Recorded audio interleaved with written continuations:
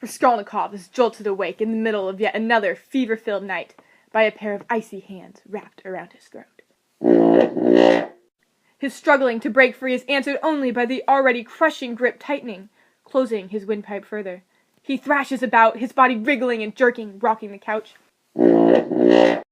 If only I could see my attacker, he thinks desperately, but pitch blackness swallows him as his head begins to spin. As his consciousness dwindles, he is struck by the horrifying sensation of warm blood beginning to trickle down the side of his face.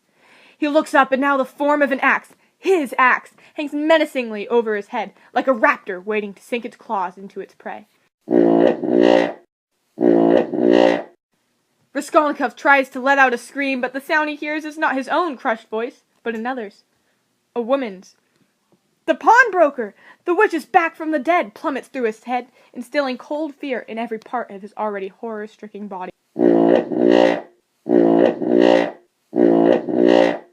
Every muscle in his being aches to flee, but he is glued in position.